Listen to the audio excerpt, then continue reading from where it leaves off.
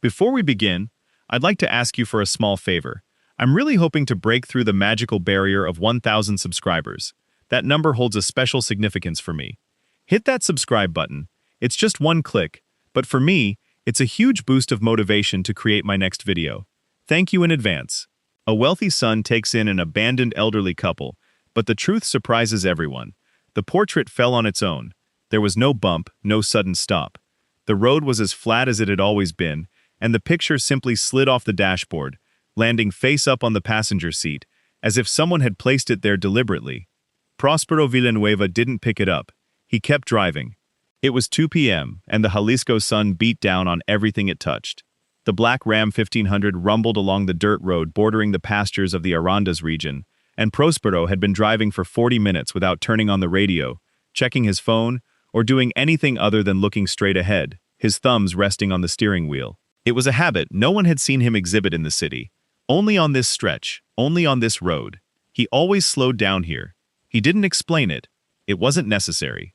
Then he saw them. At first, he thought they were two trees, two dark smudges on the side of the road, where sparse vegetation gave way to a strip of dry earth. Then the smudge on the right moved, and Próspero squinted, braked without thinking, and saw them for what they truly were. A man and a woman, between 70 and 80 years old, walking slowly on the shoulder. The man's arm was extended, supporting her, and she had a cloth bag hanging from her left shoulder. The bag had letters embroidered in brown thread. Próspero needed 3 seconds to read them from the car. La Encarnación. He turned off the engine. The heat rushed in, as it always does when you stop in open country, without warning, without transition, as if it had been waiting just outside the window. Próspero got out of the truck, closed the door gently, not with a slam, and walked towards the shoulder, his hands tucked into his pants pockets. The man saw him coming and stopped. His face was burnt from years and years of sun. His eyes narrowed from the habit of looking into direct light, and he held the woman with a firmness that contrasted with the tremor in his extended arm. He said nothing, just looked at Próspero with the specific tranquility of someone who no longer has much to lose. The woman also remained silent. Her hair was completely white, pulled back in a short braid that fell over her right shoulder. The shoes she wore were the kind no longer sold, black with hand-stitched soles, worn at the tips almost to the point of revealing her toes. She carried the bag from La Encarnación as if it held something fragile. "Where are you going?" Próspero asked. The man took a moment. "To wherever we can get to," he replied. Próspero looked at them. He truly looked at them, with that way of seeing that people have who learn to read the land before learning to read words. He saw the dust on their ankles. He saw the dark stain on the man's pant knee, where he had fallen at some point on the journey. He saw that the woman was breathing a little faster than someone standing still should. "Get in," he said. It wasn't a question. The man opened his mouth, closed it, and opened it again. "We don't want to bother you," he said. "You already have," Próspero replied. "Get in." Their names were Dagoberto and Consuelo Mireles, and they had been walking since 9 in the morning. Próspero knew this when the woman, Consuelo, said it from the back seat, her voice not one of complaint, but of report, like someone giving technical information about something that had already happened and couldn't be changed. They had left the hacienda at 8:30. They had been given until 8 to gather their belongings, so they had actually left 30 minutes late, and Mr. Peralta had already been impatient since 8:05. "Which hacienda?" Próspero asked. Consuelo pointed to the bag she had placed between them on the back seat. "La Encarnación," she said. "We were there for 42 years. Próspero said nothing, his gaze fixed on the road. Mr. Peralta explained that it was no longer necessary for us to continue with them. The hacienda was going to change direction, and at our age, we deserve to rest, Consuelo continued in the same reporting tone. Dagoberto, in the passenger seat, had his hands resting on his thighs and stared out the window without blinking. He hadn't spoken since getting into the truck. The portrait from the photo still sat on the seat between him and the door. At some point, Dagoberto had glanced at it once, without a word. "Do you have somewhere to go?" Próspero asked. "Our granddaughter is in Guadalajara," Consuelo said. "La Paloma, she's 8 years old. We told her to wait for us. We told her we were walking." Silence. "No," Consuelo replied. Próspero nodded. He shifted gears and continued driving. The Ram left the dirt road and turned onto the federal highway towards Guadalajara. The sun shifted from the windshield to the rear window as they changed direction, and for a long moment, no one spoke. The only sound was the hum of the truck's engine and the wind entering through Dagoberto's window. He remained silent, still gazing at the countryside, as if searching for something he had left behind.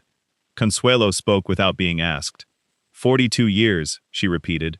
Dagoberto started as a farmhand when he was 28. I started as a cook at 26. We raised 3 generations of that family. Próspero tightened his grip on the steering wheel with his right hand, knuckle by knuckle, then released it. And Mr. Peralta, how long has he been at the hacienda? He asked. 11 years, said Consuelo, since the master got sick. Which master? Mr. Ernesto Villanueva. The silence that followed was of a different kind. Dagoberto turned his head very slowly and looked at Próspero in profile. He studied him for a moment, with that specific patience of old people who have seen too much to rush to any conclusion. Then he looked back out the window. He said nothing. Neither did Consuelo. Próspero continued driving with both thumbs on the steering wheel, as he always did on this stretch, as he had always done since he was 18, and left that hacienda without looking back, and without promising anything to anyone. The portrait from the photo was between Dagoberto and the door. It was a picture of a young man and woman, taken many years ago in a photo studio. The woman had a braid. The man's eyes were narrowed, like someone accustomed to looking directly at the sun. No one mentioned it. The hotel in Guadalajara was called Las Camellias, a 3-star establishment with a lobby filled with plastic plants and a receptionist engrossed in her computer screen, with the dedication of someone watching something entirely unrelated to work. Próspero paid for 2 nights in advance, in cash, without explanation. He paid for 2 nights even if they only needed 1. And dinner? Consuelo asked from behind him, her voice unwavering. How much do we owe you for dinner? Nothing, said Próspero. We don't accept gifts. I don't give them either, Próspero replied. We'll talk tomorrow. He was about to leave the lobby when he heard a voice behind him. Excuse me, young man. The man with the hat. Próspero wasn't wearing a hat. He turned around anyway.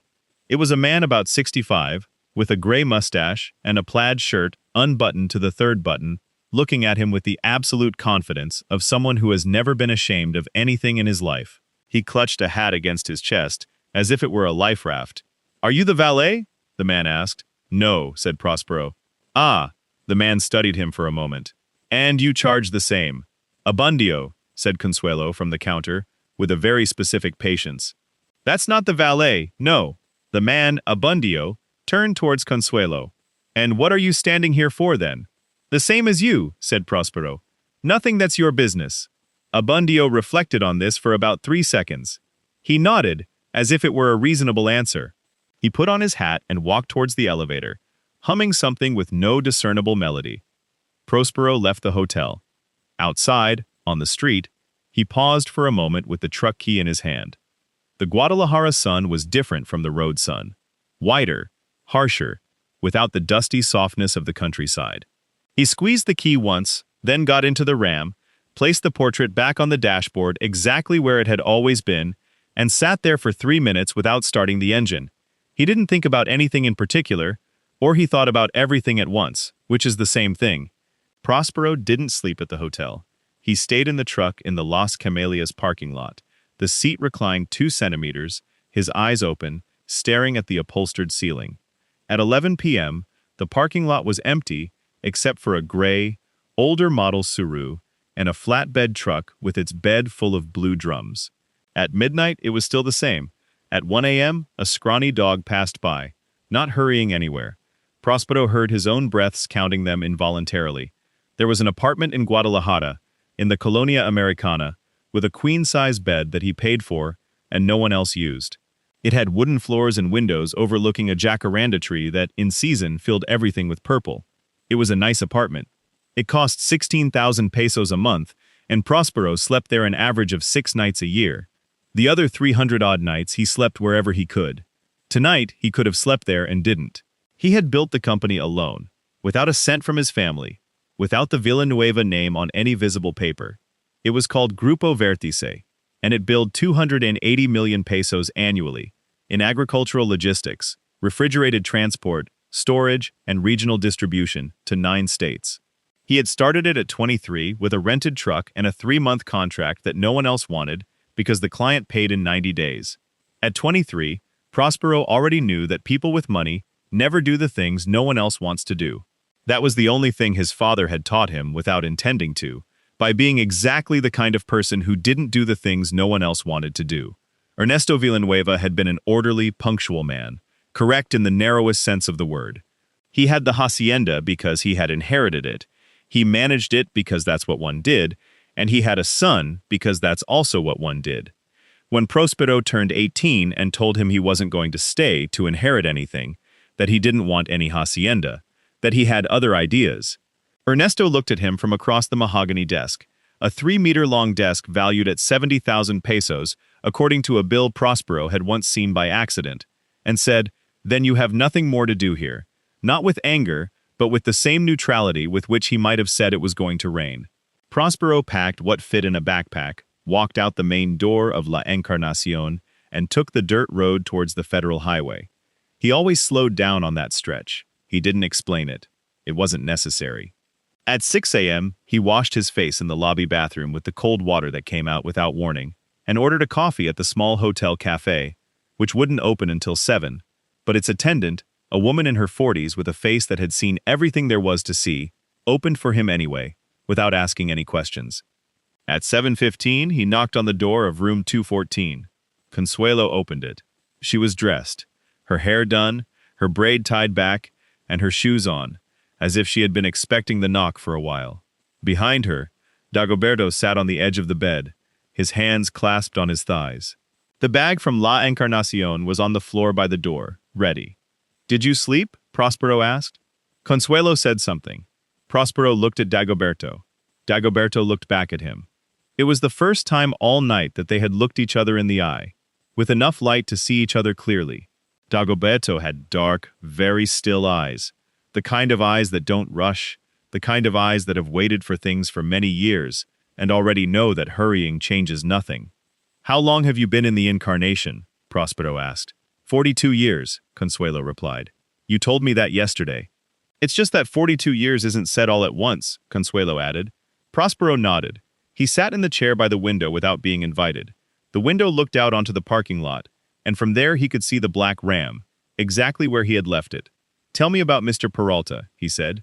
Evaristo Peralta had arrived at the hacienda 11 years prior, when Ernesto Villanueva had his first cardiac episode, and the doctors recommended he reduce his administrative activities. He was Ernesto's brother-in-law, through a sister who had died young, which made him family without truly being so. He had a way of smiling with his whole face that made people feel absolutely safe with him, for the first 5 minutes. "And after the 5 minutes?" Próspero asked. Consuelo paused. "After the 5 minutes, he was still smiling the same way," she said. That's what was strange. Evaristo had modernized the hacienda, in his own words. He had hired new staff, renegotiated lease agreements with neighboring ejidatarios, adding 120 hectares to the 400 the hacienda already possessed, for a total estate with an estimated market value of 34 million pesos. He had grown the Charolais cattle breeding business, whose current herd numbered around 800 head. Evaristo had attributed all of this to himself. "And Mr. Ernesto?" Próspero inquired. "Mr. Ernesto hasn't left his room in 3 years, Consuelo said. She stated it matter-of-factly, as a simple fact. "The doctor comes on Tuesdays, sometimes Wednesdays, and it rained on Tuesday." Próspero looked at his hands. "Why did Peralta fire them?" he asked. 42 years. Why now?" Consuelo and Dagoberto looked at each other. It was a long look, the kind that needs no words, because it comes with 40-something years of practice. Dagoberto was the first to speak since the previous afternoon. "Because he knows what's in the bag," he said. He gestured to the hacienda's bag on the floor by the door. Próspero looked at it. "What's in the bag?" he asked. "We don't know for sure yet," Dagoberto said. "Only that Peralta asked us for it 3 times, and all 3 times we told him it was our clothes, and it's your clothes too," Dagoberto added. The granddaughter arrived at noon. Paloma Mireles was 8 years old. Her hair was cut to her shoulders with a straight fringe that reached her eyebrows, and she wore a green dinosaur backpack on both shoulders, even though the walk from the taxi to the lobby was only 10 meters. She ran in, saw her grandparents sitting in the lobby armchairs, and stopped short, 3 meters away. She studied them for a moment with wide eyes, then went straight to hug Consuelo around the waist without a word. Consuelo stroked her hair. Dagoberto placed a hand on the girl's back. No one spoke for a moment. Próspero stood by the lobby window, pretending to check his phone. Then Paloma pulled away from Consuelo, looked at Próspero, and asked, "Did you bring them?" "Yes," Próspero replied. "Why?" "Because they were walking on a road in 35-degree heat." Paloma considered this. "And if they hadn't been walking on a road," she asked, "would they not be here?" "They wouldn't be here," Próspero said. "And if you hadn't passed by, they wouldn't be here either." Paloma nodded slowly, as if filing that information away in a specific place. "Then it was luck," she said. "Or habit," Próspero replied. Paloma looked at him, not fully understanding. She didn't ask what he meant. She took her grandmother's hand, and the three of them sat in the lobby armchairs. Consuelo explained something to her, in a low voice. Dagoberto watched the parking lot through the window, and Próspero remained by the window, his phone in his hand, its screen dark. It was Abundio who broke the silence. He appeared from the elevator, wearing his plaid shirt and hat, with the expression of a man who had just made an important decision. He walked directly towards where the Morelles were, and stopped in front of Dagoberto, arms crossed. "You're the man from the hacienda," Abundio said. "I worked on a hacienda," Dagoberto replied. "That's the same thing." "It's not the same," Abundio reflected. "I was a neighbor of the Incarnation for 30 years, he said. "My sheep often wandered in. You always returned them to me without charging anything." Dagoberto looked at him. "I remember your sheep." "Everyone remembers my sheep," Abundio said with absolute dignity. "They're famous in the region." He paused. "Mr. Peralta charged me for them last time. 2,000 pesos. "That's too much," Dagoberto said. "That's an abuse," Abundio said. "That's why I know that man is a bad person. Anyone who charges 2,000 pesos for 2 sheep that just went for a stroll has no heart." He put on his hat. "I just came to say I'm glad to see you well, sir." He looked at Consuelo. "You too, ma'am. Your green mole was the best in the municipality." He then headed towards the hotel exit with the same determined stride with which he had arrived. Consuelo wiped something from her cheek with the back of her hand. Paloma looked at Próspero. "Is that man your friend?" she asked. "No," Próspero said. "And why do you let him talk like that?" "Because he said something true," Próspero replied. "People who say true things can talk as long as they want." Paloma filed that away in its specific place again. Outside, the 1 p.m. sun beat down on the Camellia parking lot, and the black Ram gleamed more than a truck that had spent the night parked in the open should. The portrait was on the panel, in its place, face up. The young man and woman looked forward. The woman had a braid. Próspero arrived at the hacienda at 3 p.m. the following day. He hadn't announced himself. There was nothing to announce. The hacienda had belonged to the Villanueva family since 1943, and Próspero Villanueva was still a Villanueva, even if no one had seen him around for 16 years, even if his name didn't appear on any visible paperwork, even if Evaristo Peralta had redecorated the main office with his own belongings and hung a painting that wasn't from the family on the wall. Próspero got out of the Ram and closed the door without haste. The main gate of the hacienda was wrought iron, black, with the intertwined initials EB in the center. Those initials weren't Ernesto Villanueva's. Ernesto's were a single E with a small b below. These were different. 2 letters of the same size, the same weight, as if both names held equal importance. Próspero looked at them for 3 seconds. He rang the bell. The man who opened wasn't Peralta. He was a young worker, about 25, with boots and a hat, and a radio clipped to his belt that crackled twice as he opened the gate. He looked at Próspero, then at the black Ram, then back at Próspero. "How can I help you?" "I've come to see Mr. Peralta," Próspero said. "Do you have an appointment?" "No. Mr. Peralta doesn't receive without an appointment." "Mr. Peralta will receive me," Próspero said. "Tell him that Próspero Villanueva is here." The worker's expression didn't change. He unclipped the radio from his belt and stepped back 3 paces, speaking in a low voice. Próspero waited, hands in his trouser pockets, looking at the iron gate, at the initials. The radio crackled. The worker returned. "Come in," he said. Evaristo Peralta stood in the main corridor as Próspero crossed the hacienda's courtyard. He saw him coming from afar and didn't move. And that already said something. A man with something to hide rushes to meet you, to take control of the space before you do. Peralta didn't rush. He stayed where he was, arms crossed, with a smile that stretched across his entire face. The same smile as always, the one that didn't change even after 5 minutes. Próspero, he said, as if the word were a compliment. How long? 16 years, Próspero replied. 16 years. Peralta shook his head with something akin to nostalgia. The hacienda has missed you. The hacienda misses no one, Próspero said. Land doesn't feel. Peralta let out a brief, friendly laugh, the kind of laugh that holds no real humor inside. Just like your father, he said, straight to the point. Come in. I'll make you a coffee. I didn't come for coffee, Próspero said. Then what did you come for? To see the property documents. Peralta's smile didn't waver. That was the strange thing. As Consuelo had said, it remained the same. But something behind his eyes shifted in a different way, very slowly, like a lock turning a millimeter before opening or closing, and you still don't know which. The property documents, Peralta repeated.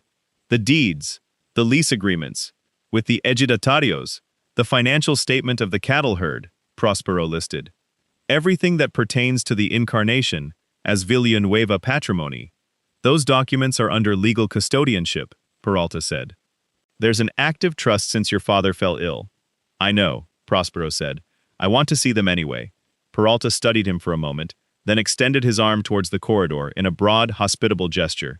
As you wish, he said. Let's go to the office. The office smelled different.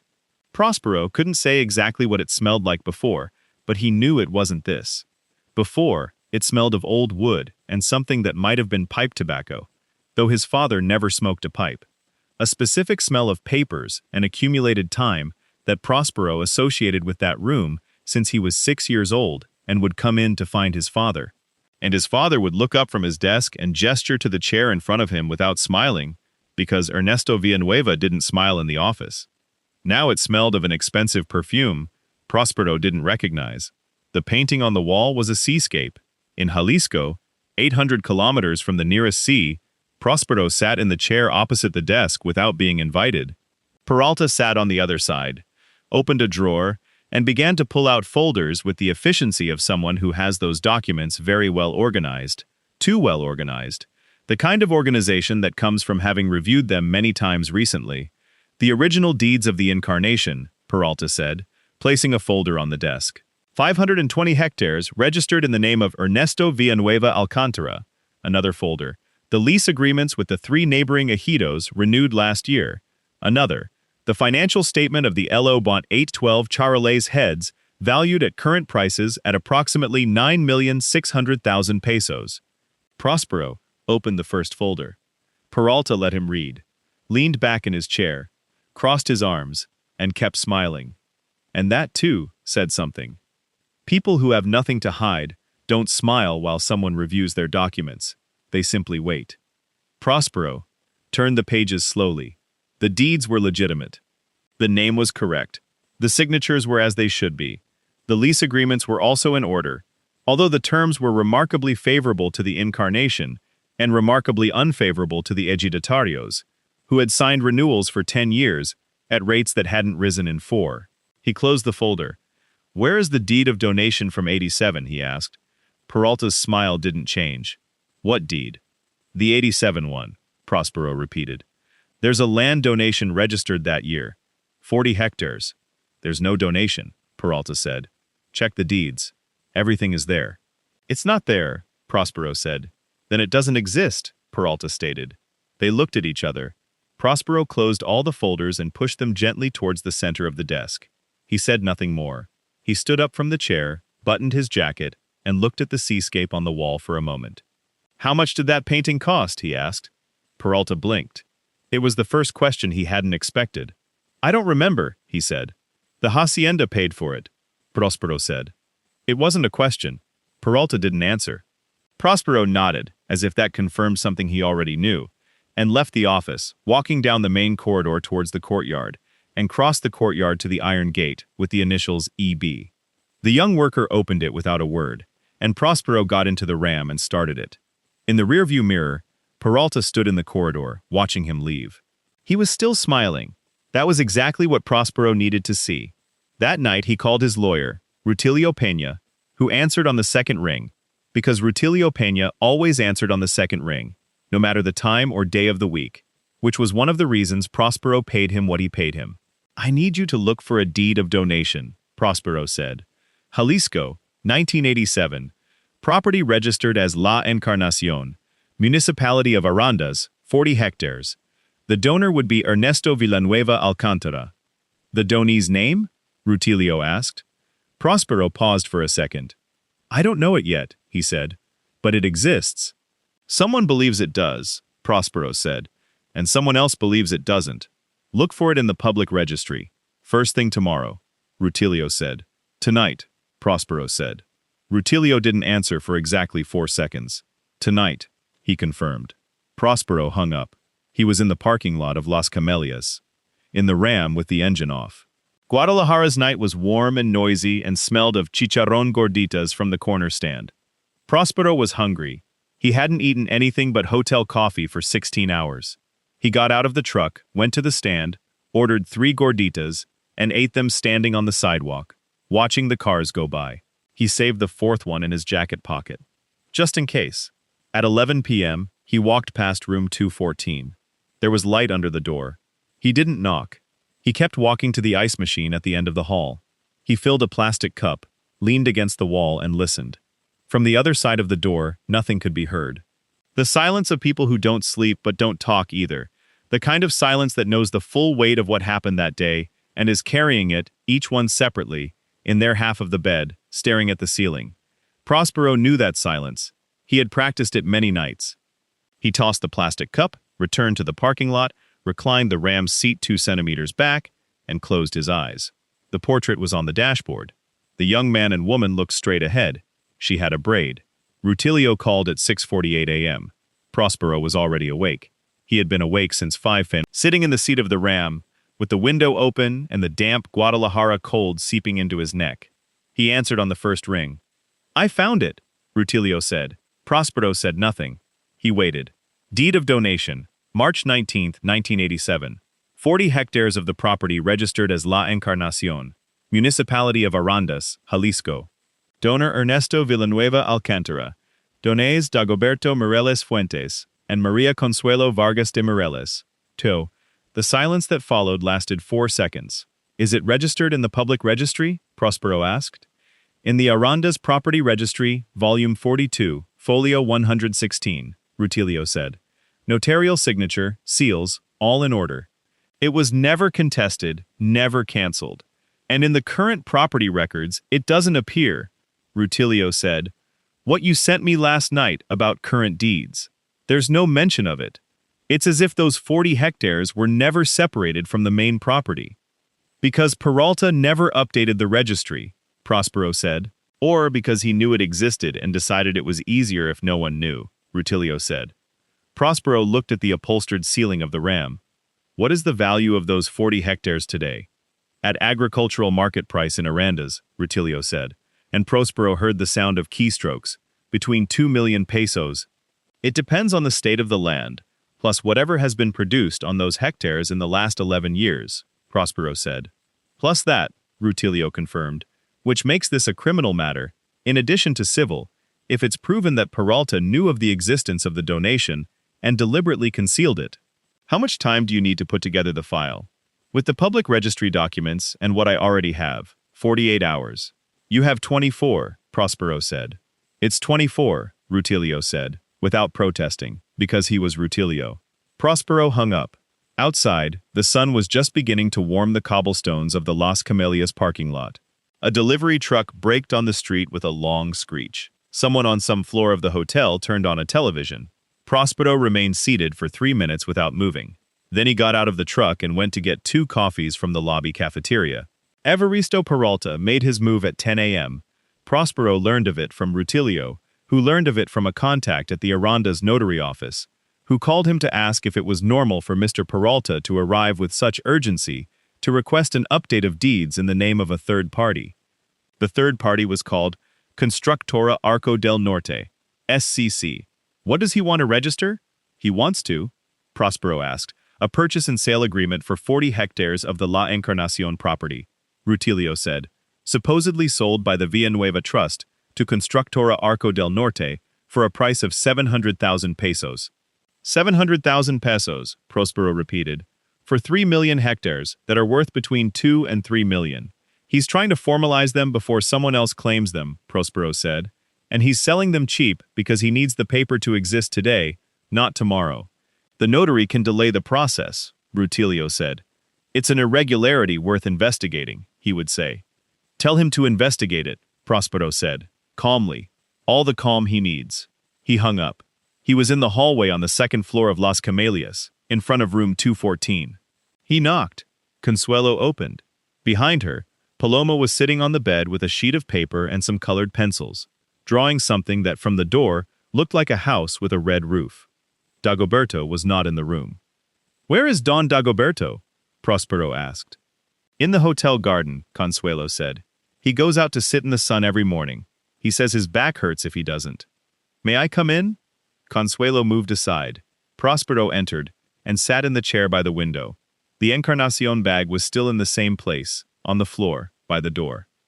"Doña Consuelo," he said, "I need to ask you something." "Ask. Did Mr. Ernesto, the boss, ever mention anything to you about a paper, a donation, a gift of land?" Consuelo sat on the edge of the bed next to Paloma. The girl kept coloring without looking up, but Próspero noticed the pencil moving more slowly. "Once," Consuelo said, "when we celebrated 30 years at the hacienda, it was a dinner. Mr. Ernesto wasn't one for parties, but that night he made an exception. He told us that the hacienda wouldn't be what it was without us, and that one day we would understand that it wasn't just a phrase. That's all." "That's all," Consuelo said. Dagoberto asked him what he meant. Mr. Ernesto got up from the table and said, "Good night," and he never spoke of the subject again. Never again. Próspero nodded. "There's a deed," he said, "from 87. Your husband and you are the legal owners of 40 hectares of La Encarnacion. Mr. Ernesto donated them in your name 38 years ago." Consuelo said nothing. Paloma looked up from the paper. "Does that mean the hacienda belongs to my grandparents?" she asked. "A part of it," Próspero said. "And Mr. Peralta knows?" "Yes, that's why he kicked you out." Próspero looked at the girl. She held the red pencil in her hand, and her eyes were wide open. The kind of eyes that aren't asking a question, but confirming something they already suspected. "Yes," Próspero said. Paloma nodded and returned to coloring. Consuelo clasped her hands in her lap. They didn't move. She stared at a fixed point on the floor between her worn black shoes, and her breathing was exactly the same as always, neither faster nor slower, as if what she had just heard was too big for her body to process all at once, and she had decided not to process it yet. "And Dagoberto," she said finally. "We have to tell Dagoberto." "Yes," Próspero said. "He'll want to go to the hacienda. I know. I can't stop him when he wants to go somewhere." "He doesn't have to stop him," Próspero said. "But not yet. There are still things missing." What was missing arrived at 3 p.m. in the form of a man in a tie and leather briefcase who knocked on the door of room 214 and introduced himself as Licenciado Breton, legal representative of the Villanueva Trust. Próspero wasn't in the room when he arrived. He was in the hallway and saw him enter and waited outside. The conversation lasted 19 minutes. When Licenciado Breton came out, Próspero was waiting, leaning against the hallway wall with his arms crossed. Breton saw him and stopped. "Are you?" he asked. "Próspero Villanueva," Próspero said. Breton blinked, readjusted the briefcase under his arm. "Mr. Peralta didn't tell me you were involved in this matter," he said. "Mr. Peralta doesn't know many things," Próspero said. "What did they sign?" "It's a voluntary act by the Mirelises," Breton said, in the voice of someone reciting something they learned for this specific situation. "A letter of non-claim on any rights they might have to the La Encarnacion property, signed freely." "Did you explain to them what they were renouncing?"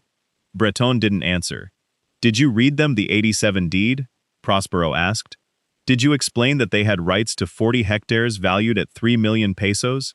Or did you simply come with a paper and a pen and wait for them to sign?" Licenciado Breton looked down the hallway in both directions. "It was a conversation," he said.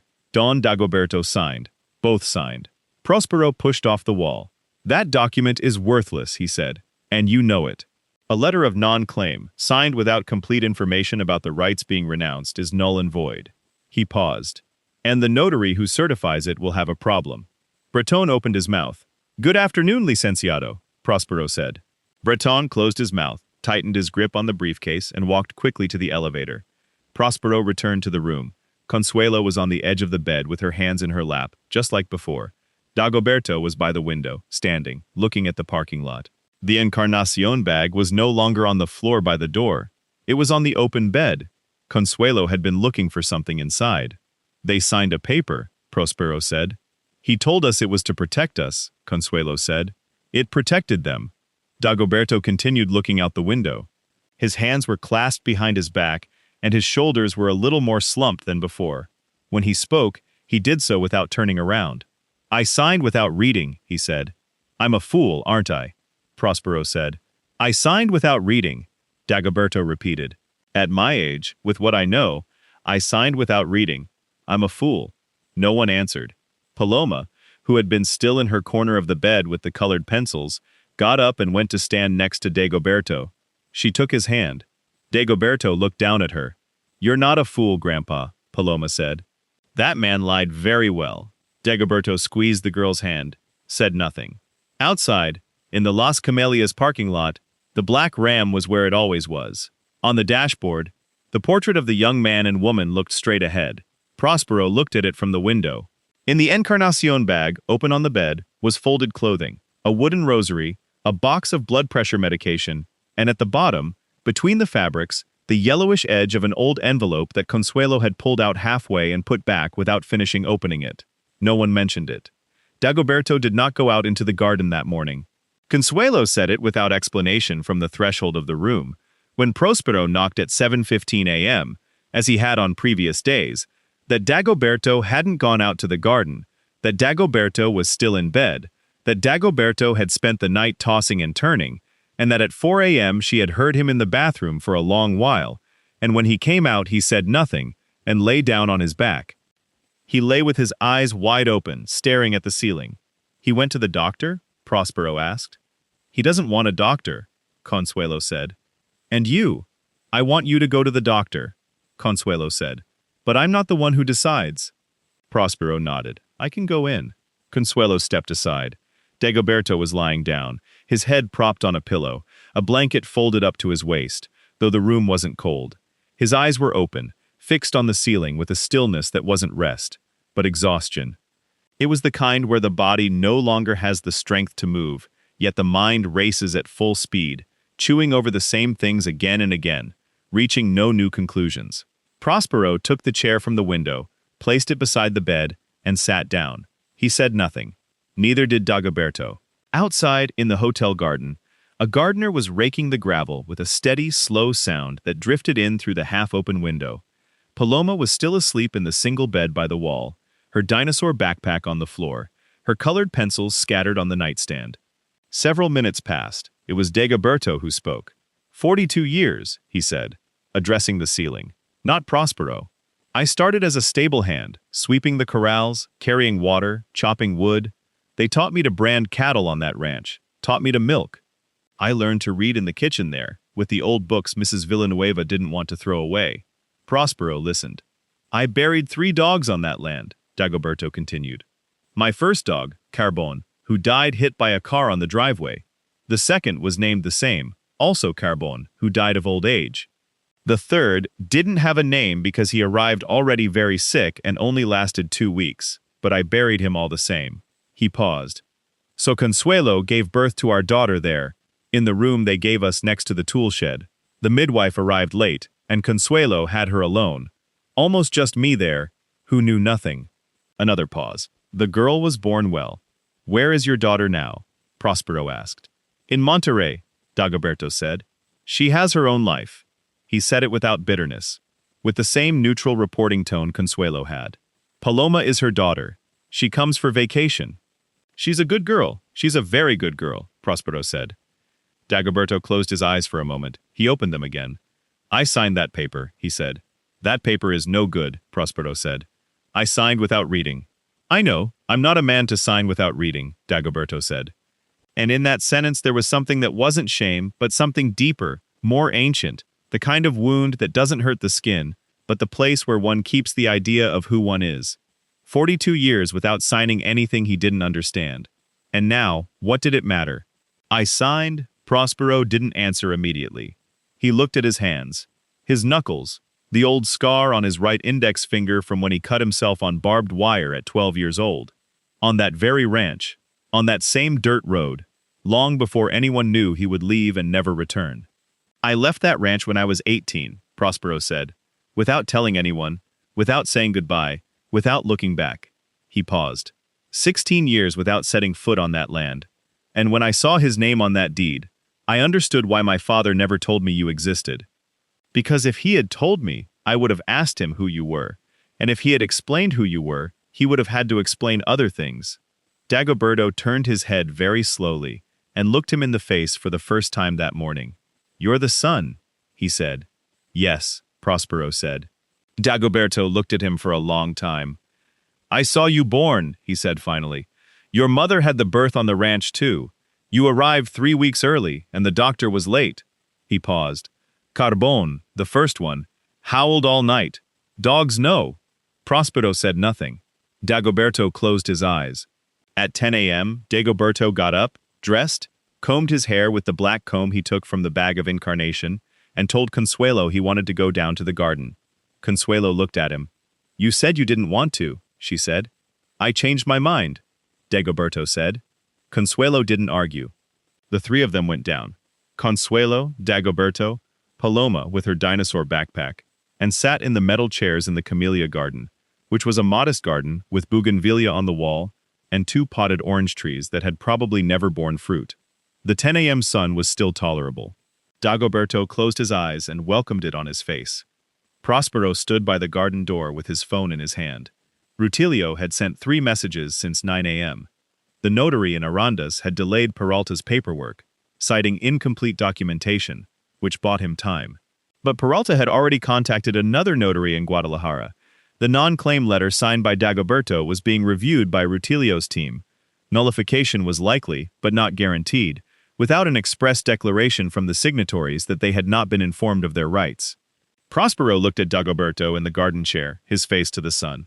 He put the phone away. It was then that Abundio appeared.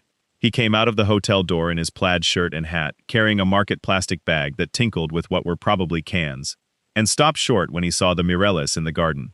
"Mrs. Consuelo," he said, as if finding her there were the most surprising thing in the world, even though they had been at the same hotel for 3 days. "It's good to see you. I've got water chiles from Medrano Market, the good ones, not the ones they sell in the supermarket, which don't taste like anything anymore." "Abundio," Consuelo said, her voice unchanged. "Good morning. Is Mr. Dagoberto all right?" Abundio asked, looking at Dagoberto with the total frankness of someone who never learned to pretend not to see what he was seeing. "He looks tired." "I'm fine," Dagoberto said, without opening his eyes. "That's good," Abundio reflected for a moment. "Because when I'm not well, I look exactly the same. That's why I ask," without changing my tone. "Listen, Mr. Dagoberto, that strip of maguey land that bordered my property to the east, was that yours?" Dagoberto opened one eye. "Yes," he said. "What I figured." Abundio nodded gravely. "Peralta fallowed it last year. He said it was unproductive land from the ranch. He brought in a backhoe one Tuesday." Pause. "I told him that land wasn't his. He told me to mind my own business." Another pause. "My sheep are my business too, and you know how that turned out. Nobody said anything." "I'm just saying," Abundio said. He adjusted his hat, in case it helps, and headed towards the hotel exit with his tinkling bag of chiles. Paloma followed him with her gaze until he disappeared. Then she looked at Próspero. "That man always says important things without knowing they are important. Most important people function that way," Próspero said. Paloma filed that away. At 2 p.m., Dagoberto had the episode. It wasn't dramatic. That was the hardest part. That it wasn't dramatic. He was sitting in the garden. He had even ordered a hibiscus water, which he had sipped slowly. And Consuelo was telling him something about their daughter in Monterrey when Dagoberto stopped responding. He didn't fall. He didn't convulse. He simply stopped responding, his gaze fixed on the potted orange trees. And when Consuelo placed her hand on his arm, he turned very slowly and looked at her as if he were calculating where that contact was coming from. "Dagoberto," Consuelo said. "I'm here," he said, but it took him a moment. Próspero was already dialing when Consuelo looked up at him. The doctor arrived in 40 minutes. He was a young man with a black briefcase who examined Dagoberto calmly, took his blood pressure, made him follow his finger with his eyes, asked him the date, the name of the president, the name of the girl standing next to him. Paloma, Dagoberto said without hesitation. And that gentleman over there? The doctor asked, pointing to Próspero. Dagoberto looked at him for a moment. He's the boss's son, he said, but don't tell him that, because he doesn't like to be called that. The doctor jotted something down and explained to Consuelo in a low voice, high blood pressure, probable acute stress, he needed rest and adjusted medication. Nothing irreversible, nothing that couldn't be managed. Consuelo listened to everything, with her hands clasped in her lap. When the doctor left, Próspero stood in the garden, not quite knowing what to do with his hands. Paloma came closer and stood in front of him. "Are you going to help them?" she asked.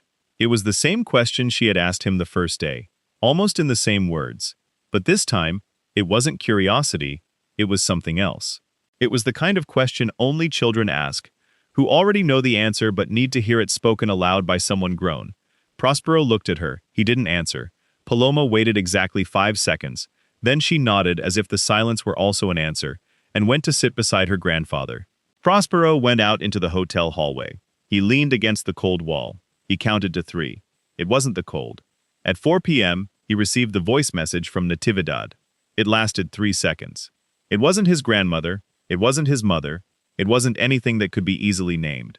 Natividad Villanueva was his father's older sister, 81 years old, who had lived on the ranch forever, who had never married, who had presided over every family meal with the specific silence of someone who knows too much and chooses not to use that knowledge as a weapon.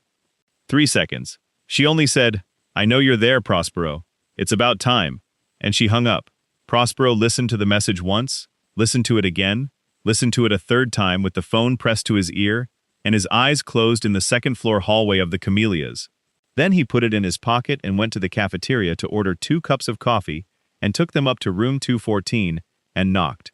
And when Consuelo opened the door, he handed her one, without saying anything, and sat in the chair by the window, looking at the parking lot where the black Ram was. The portrait was on the panel. It had been there the whole time. Paloma found the envelope. She wasn't looking for it. She was looking for her blue pencil that had rolled from the nightstand to end up under the bag of incarnation. And when she put her hand underneath the fabric to grab it, her fingers touched paper. Thick paper. Unlike her notebook, the kind of paper that crinkles when you fold it because it's been folded for a long time. She pulled it out. It was a manila envelope, letter-sized, with no name written on the outside. It was sealed with a strip of tape that had lost almost all its adhesive and was peeling away at the edges. The strip had been there for many years. The paper of the envelope was yellowed at the edges and had a small stain in the lower right corner, the color of coffee or time, which are almost the same. Paloma looked at it for a moment, then got up and went to where her grandmother was. "Grandmother," she said, "this is yours." Consuelo took the envelope, turned it over again.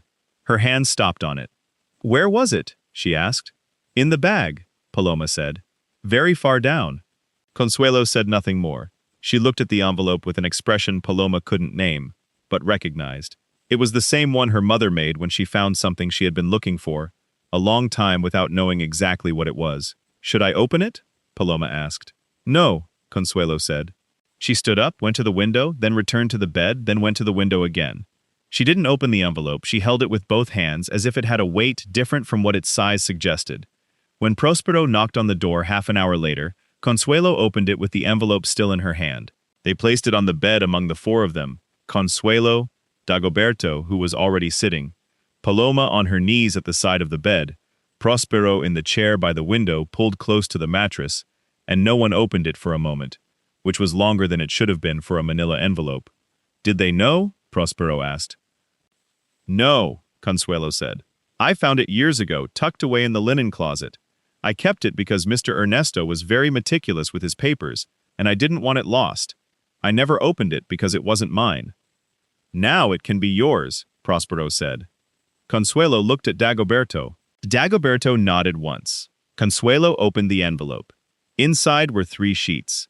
The first 2 were on letterhead from a notary in Arandas. Notary number 4, Lic. Abundancio Ferrer Montoya. The heading, in typewriter font, was filled with densely packed text in columns, with seals and signatures at the end. The third was a handwritten sheet, in the square, vertical script of someone who learned to write methodically, filling the paper on both sides. Próspero took the two letterhead sheets, read them, reread them, then laid them on the bed without a word. He picked up the handwritten sheet and read it too, this time taking longer. Not because the words were difficult, but because they were the kind of words you have to read slowly to understand they are real and not something you are imagining. "What does it say?" Dagoberto asked. Próspero carefully folded the handwritten sheet and placed it on top of the other two. "The first two sheets are the donation deed," he said. "The same ones Rutilio found at the public registry, 40 hectares in your names, signed in 87. "And the letter?" Consuelo asked. Próspero looked at the handwritten sheet. "It's from my father," he said. No one spoke. "It's addressed to both of you," he continued.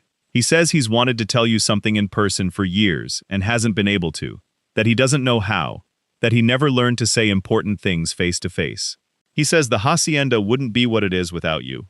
He paused. "He says Dagoberto taught him to castrate cattle at 16 because he stood watching from the fence, and Dagoberto called him over without asking anyone's permission." Dagoberto pressed his lips together. "He says Consuelo brought him breakfast in his study every day for 40 years without him asking, and that some days that was the only good thing that happened to him." Another pause. "He says the 40 hectares are a debt, not a gift, that it's not enough, that it will never be enough, but it's what he has." Consuelo bit her lip. She counted to 3. She didn't cry. Paloma watched her grandmother, her eyes wide, her hands still on her thighs. She said nothing, because she had understood without anyone explaining that this was a moment when silence was more appropriate than any word. Próspero put the 3 sheets back in the envelope. He handed the envelope to Consuelo. "This changes everything," he said. "The original deed signed by my father and certified by the notary, plus the registration in the public property records. It invalidates any non-claim letter Peralta had you sign. No judge will uphold that against documents like these." "And Peralta?" Dagoberto asked. "Peralta tried to sell land that wasn't his to a construction company," Próspero said. "That's a crime." Dagoberto nodded. He looked at his hands. Mr. Ernesto said, "He knows what's happening." Próspero was slow to answer. "No," he said. "My father hasn't left his room in 3 years. I don't know how much he understands of what's going on outside." "Then we have to tell him," Dagoberto said. "What for?" "Because he deserves to know," Dagoberto said. "He did something good 38 years ago and never knew if it led anywhere. People need to know if what they did went anywhere." Próspero looked at Dagoberto. Then he looked at the envelope in Consuelo's hands. Then he looked out the window towards the parking lot. The portrait was on the RAM panel. The young man and woman, the braid, the eyes looking forward with the patience of someone who has waited a long time.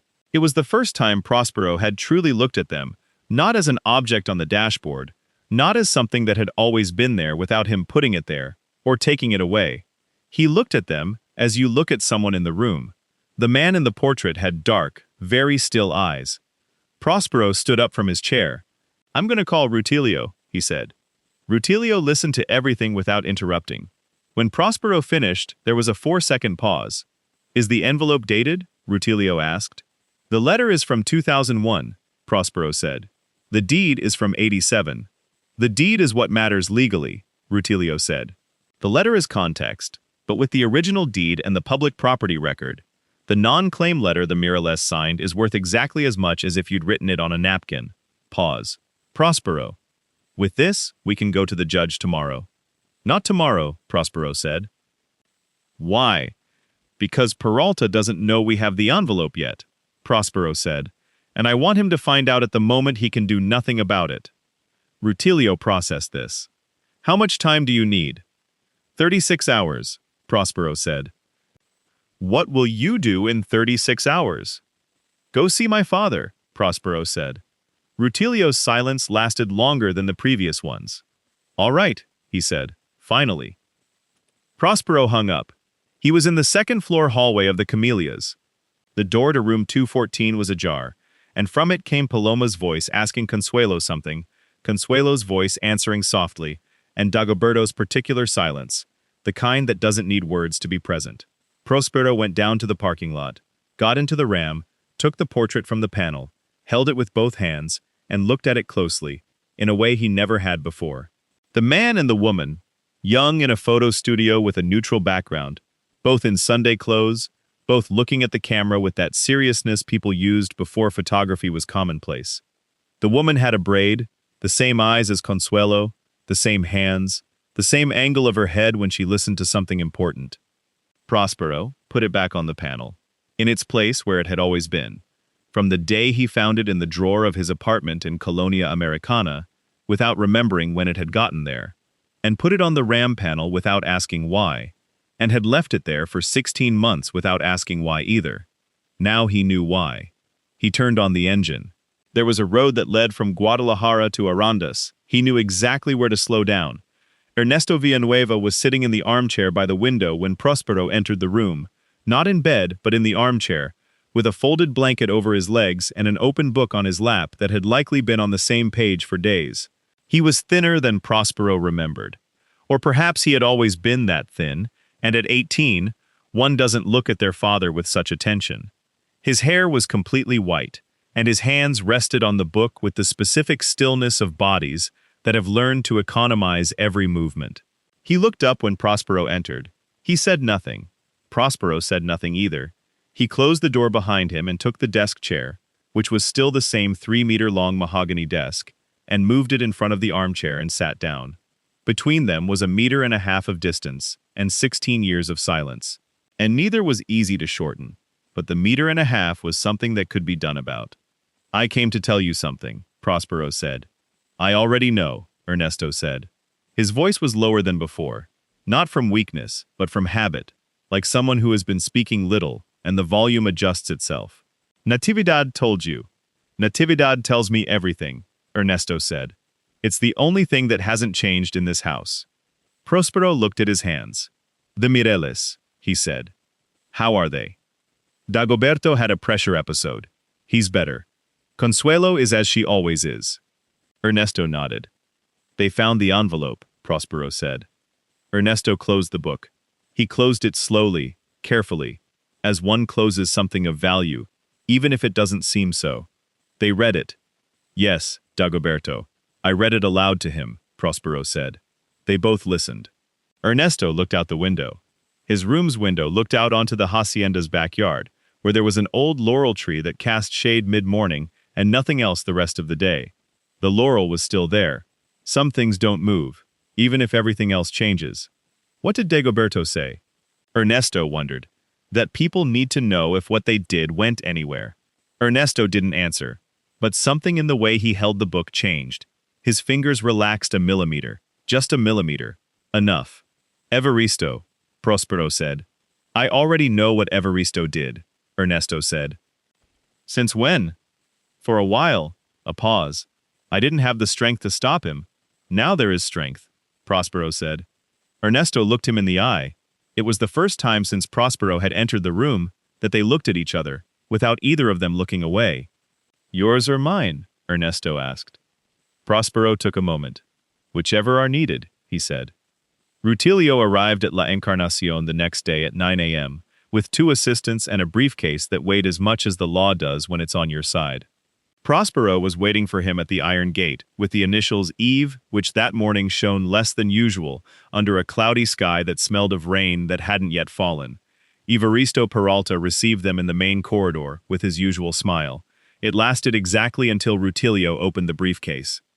"We present before you," Rutilio said, his voice flat and efficient, "from one who has done this many times and needs no drama to be devastating, the deed of donation of March 19, 1987, registered in Volume 42, Folio 116 of the Public Property Registry of Arandas, by which Mr. Ernesto Villanueva Alcántara donated 40 hectares of the La Encarnacion property to Mr. Dagoberto Mireles Fuentes and Maria Consuelo Vargas de Mireles.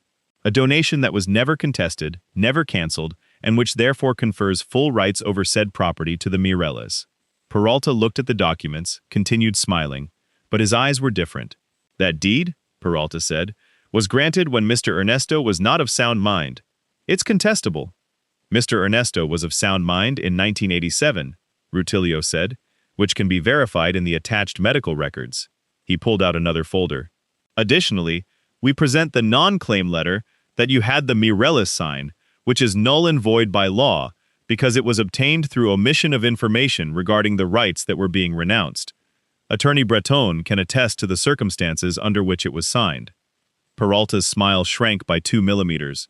And finally, Rutilio continued, pulling out the last folder with the same cadence as a man placing a card on the table, knowing no one can cover it. We present the complaint before the public ministry for the crime of aggravated fraud in relation to the attempted sale of the 40 hectares belonging to the Mireles to the construction company Arco del Norte SCB, at a price notoriously below market value and without authorization from the legitimate owners. Peralta opened his mouth, closed it. Behind Rutilio, in the corridor that opened onto the patio, 3 hacienda workers had stopped what they were doing and were watching. One of them was the young man with the radio who had opened the gate the day Próspero first arrived. Another was an older man with a hat whom Próspero didn't recognize, but who recognized Próspero, because when their eyes met, the man took off his hat. "Evaristo," Próspero said from where he stood, without raising his voice. "There's a truck outside. Attorney Rutilio will need the office to review the administration documents from the last 11 years. I would appreciate it if you would step aside." Peralta looked at him. The smile was gone. What lay beneath it wasn't anger or despair. It was something smaller, softer. The kind of expression people wear when they realize the ground they thought solid wasn't, and never had been, and that the time spent standing on it wasn't theirs. "You can't evict me," Peralta said. "I have rights in this administration. There's a trust. The trust has a beneficiary," Próspero said. "The beneficiary just revoked your administration. Hold on. In writing, signed, dated yesterday." Peralta looked at Rutilio. Rutilio pulled another document from his briefcase and placed it on top of the runner's folder without a word. Peralta didn't pick it up. He took 3 steps back, stopped, looked at the runner, the courtyard, the laurel tree at the far end peeking over the wall. He looked at the seascape on the office wall visible from where he stood. Then he walked to the main door, saying nothing more. The workers in the runner let him pass. None moved to open for him. None moved to stop him. The iron door with the initials EB closed from the outside with a sound that wasn't a slam, but something more precise, the sound of something that no longer carried weight. Natividad was in the kitchen when Próspero entered. 81 years old, her hair pulled back, her apron on though she was cooking nothing, standing by the kitchen window that looked out onto the hacienda's orchard, arms crossed, with the expression of someone who had been waiting a long time for someone to come and tell her what needed to happen, had finally happened. Próspero stopped at the threshold. Natividad didn't turn around. "He's gone?" she asked. "He's gone," Próspero said. Natividad nodded once. She kept looking at the orchard. "Your father wants to eat in the dining room," she said. "He said he wants to eat in the dining room today." Próspero looked around the kitchen. The same kitchen as always, the same tiles, the same smell of wood smoke even though they hadn't used wood for years, the same wall clock that had always been 5 minutes fast, and no one had ever bothered to correct it, because no one had thought it important. "What does he want to eat?" Próspero asked. "The usual," Natividad said. "What's the usual?" "Ask him," Natividad said. And she kept looking at the orchard. Próspero was about to leave, stopped at the threshold. "Aunt," he said. "What?" "Thanks for the message." Natividad didn't respond, but she uncrossed her arms. That was enough. Paloma arrived at the hacienda that afternoon with Consuelo and Dagoberto in the Ram Negra. And when the gate opened and the truck entered the courtyard, Paloma got out before Próspero could turn off the engine and stood in the middle of the courtyard, looking all around, her eyes wide. "Did they live here?" she asked. "We lived here," Dagoberto said, from the back seat. Paloma turned a full circle on her heels, looking at the arches of the runner, the laurel in the backyard peeking over the wall, the pots of geraniums on the windowsills. "It's big," she said. "It gets smaller with the years," Consuelo said. "How so?" "One gets used to it," Consuelo said. "And what one knows no longer seems big, it just seems like home." Paloma considered that. "So, I've never been home," she said. "Only hotels." No one answered. The older worker with the hat, who had recognized Próspero in the runner that morning, approached Dagoberto when he got out of the truck and extended his hand. Dagoberto took it. The worker said something in a very low voice that Próspero couldn't quite hear, and Dagoberto nodded. And that was all. In the runner, the wall where the seascape had hung now bore only the nail and the lighter rectangle of paint where the picture had been. Rutilio had taken it as evidence, the nail and the space. Dinner in the dining room was on a Wednesday. It hadn't been planned far in advance. Natividad had simply announced that afternoon from the kitchen that there were pot beans and red rice and chicken in adobo, and if anyone didn't want to eat, they should say so now so as not to overheat it. No one said they didn't want to eat. 6 people sat at the dining table, which had been designed for 12.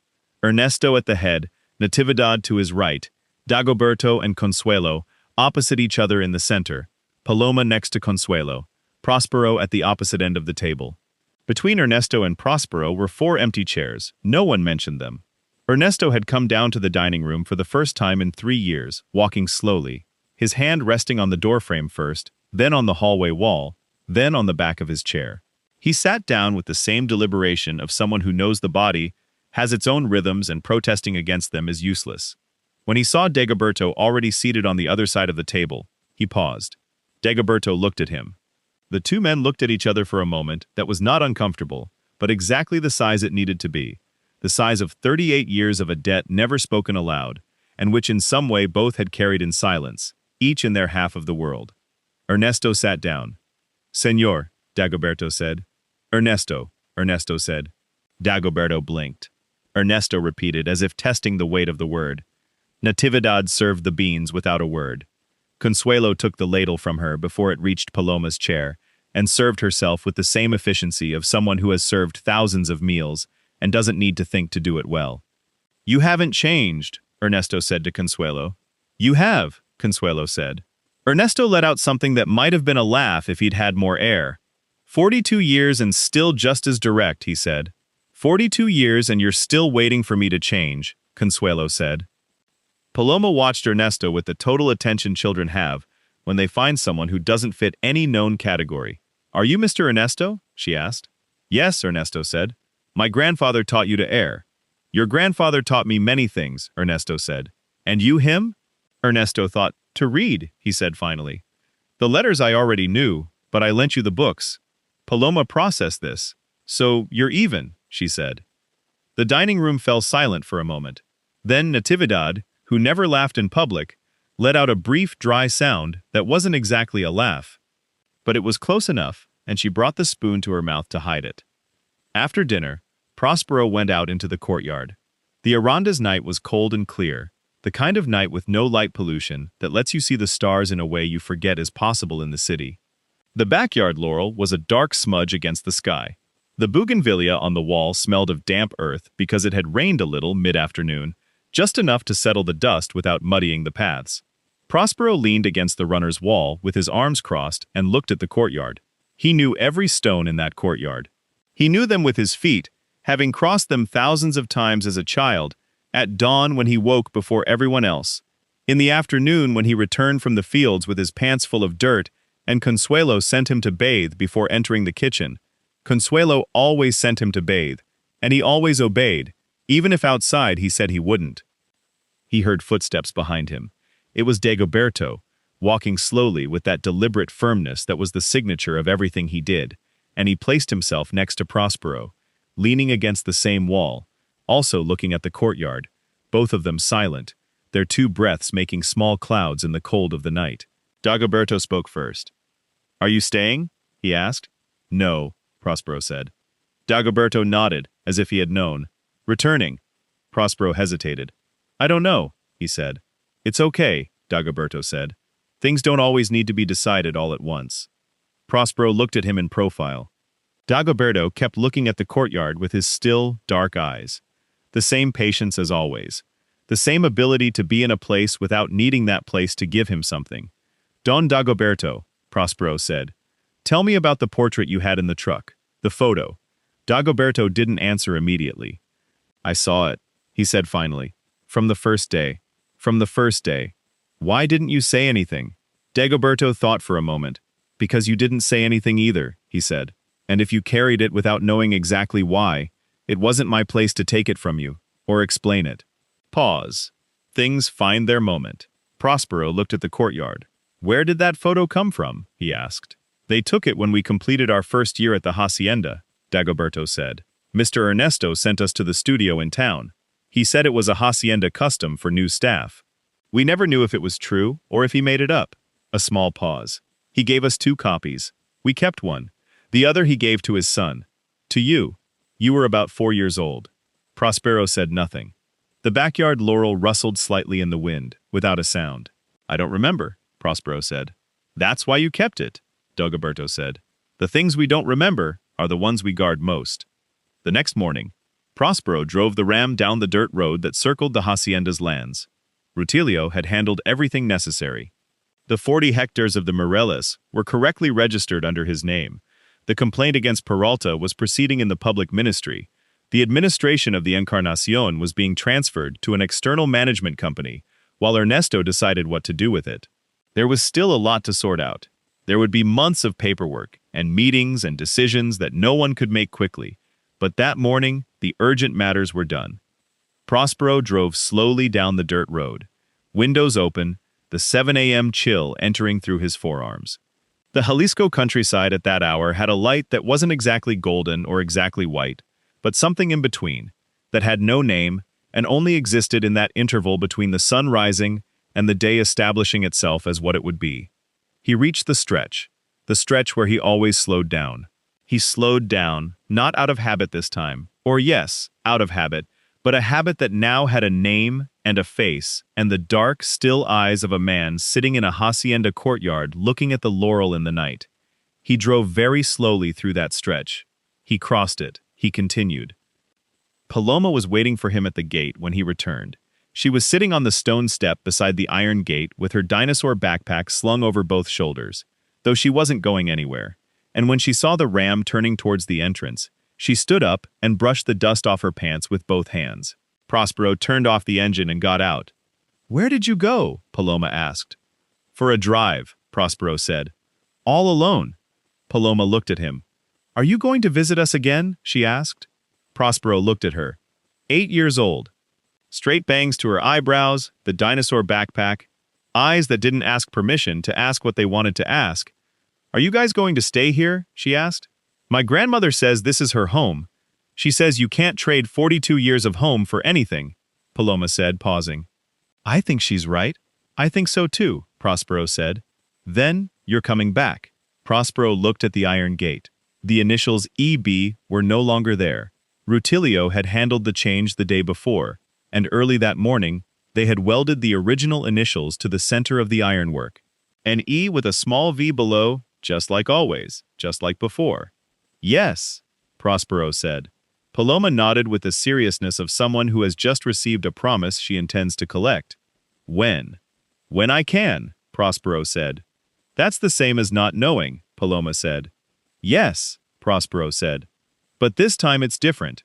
Paloma studied him for a moment, then turned and went into the hacienda without another word, her dinosaur backpack bouncing on her back, her feet kicking up small clouds of dust on the courtyard's paving stones. Próspero climbed into the ram, took the portrait from the panel, held it for a moment. The young man and woman in their Sunday best, looking straight ahead with a seriousness that wasn't sadness, but attentiveness. The attentiveness of 2 people who know that what they are doing at that moment is going to last. He placed it back in its spot, where it had always been. He started the engine, took the dirt road to the federal highway. The 8 a.m. sun fell slantwise across the pastures and the cornfields and the mesquite and everything that grows in Jalisco, when no one is looking, but grows anyway. In the hacienda dining room, Consuelo was already serving breakfast. Dagoberto had his face to the sun. Natividad was looking at the vegetable garden. Ernesto Villanueva, in his armchair by the window, had his book open to another page. Próspero took the highway. He didn't slow down on the stretch. This time, he didn't need to. Yeah,